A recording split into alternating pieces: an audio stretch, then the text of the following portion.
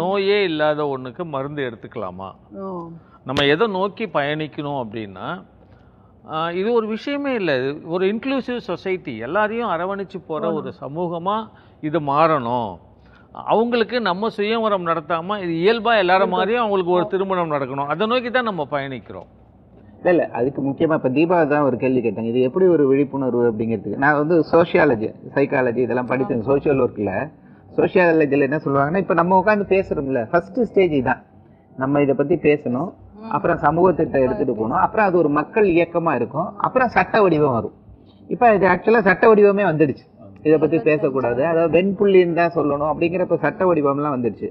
ஆனாலும் இன்னும் நிறைய பேர்ட்ட போய் ரீச். அதே மாதிரி அவர் நம்பர்ஸ் எத்தனை பேருக்கு இருக்கு அப்படின்னு பாத்தீங்கன்னா, அது இன்னும் சொன்னா இந்தியா பூரா இருக்கிறது ஒரு பார்லிமெண்ட் தொகுதியில இருக்கிறத விட அதிகமான மக்கள் தொகை. 4% இருக்கு. அது என்ன இன்க்ரீஸ் ஆகுதா இல்ல ஸ்டேபிளா இருக்கா? ஏற்கனவே வந்து உங்களுக்கு அப்படியே இருக்கு, புதுசா வந்துன்னு இருக்கு. இந்த நம்பர் 4%ங்கிறது ஸ்டாண்டர்டா ரொம்ப வருஷமா 4% ரொம்ப வருஷமா சொல்லிறது தான். ரீசன்ட் டேட்டா இல்ல. அது கண்ட்ரிக்கு கண்ட்ரி மாறுது.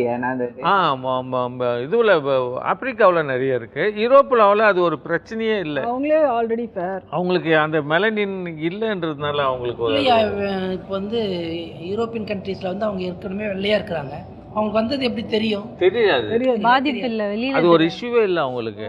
ஏன்னா அவங்களுக்கு தேவையில்லை அங்க மெலனின் அவசியம் இல்லை. ஏன்னா அது வந்து குளிர் பிரதேசம், நமக்கு தான் வந்து வெப்பமண்டல நாடு. இது நிறமி இழப்பை தவிர, நிறம் மாறுவதை தவிர வேற எந்த பிரச்சனையும் இதுல இல்ல தெளிவா. ஆனா உங்களுக்கு சாதாரணமா எங்களை மாதிரி வெயில்ல போக முடியாது.